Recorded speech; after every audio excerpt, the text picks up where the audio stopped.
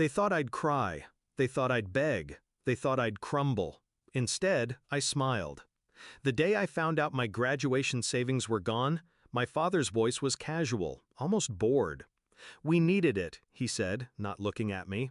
"Family comes first." I stared at the kitchen table where the envelope used to be. 3 years of weekend jobs, late-night tutoring sessions, birthdays where I'd pretended I didn't want gifts just so I could put away a little more. Gone. My mother didn't meet my eyes. She just kept stirring her coffee, as if I was being unreasonable for even standing there.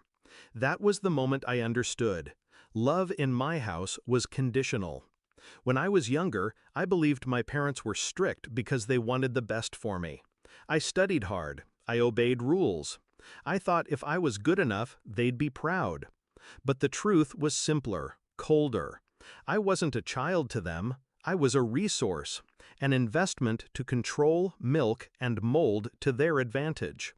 The savings theft wasn't sudden. It was a pattern. Birthday money? We'll keep it safe. Job income? You should contribute. I just hadn't wanted to admit it until the envelope disappeared. I could have yelled, slammed doors, told them I hated them. But that would have been emotional, predictable, useless. So I shut my mouth, and I worked harder. I took on double shifts, ate instant noodles for months, watched the decimal points in my new bank account grow, tiny and silent. But that wasn't the real plan. The real plan began the night I overheard them talking about my cousin's scholarship. "Too bad our daughter's not smart enough for something like that," my father said. I didn't cry. I didn't sleep either. I started collecting receipts, not just for my own expenses, but for theirs. Mortgage documents, car payments, utility bills. I learned their debts better than they did.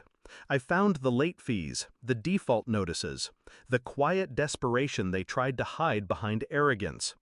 They had taken from me because they thought I had no power. But power is just information paired with timing, and I was patient.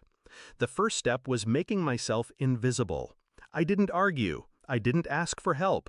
I let them believe I'd given up on college. I let them think they'd broken me. Then I applied for every scholarship within reach, local, national, obscure private grants. I forged an independent status, proving I was financially estranged from my parents. Every rejection taught me how to write the next application sharper, stronger. By spring, I had more than enough for tuition, books, and living expenses. But I didn't tell them.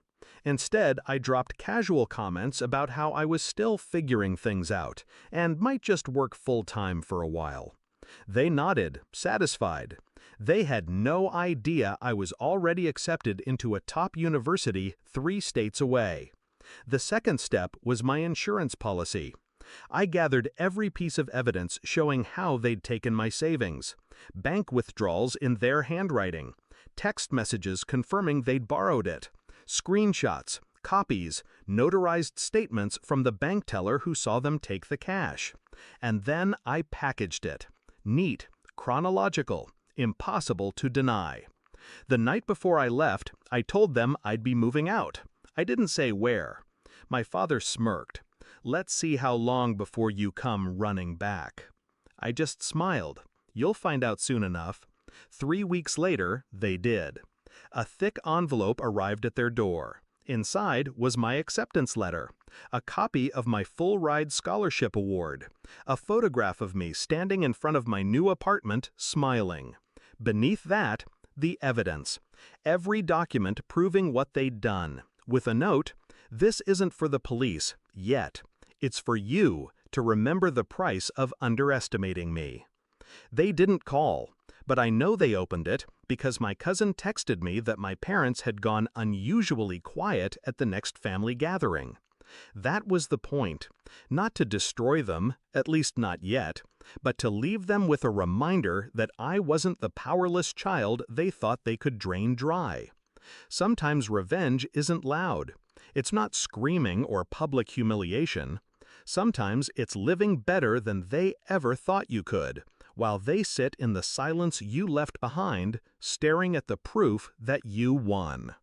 I didn't get my savings back. I got something better. I got free.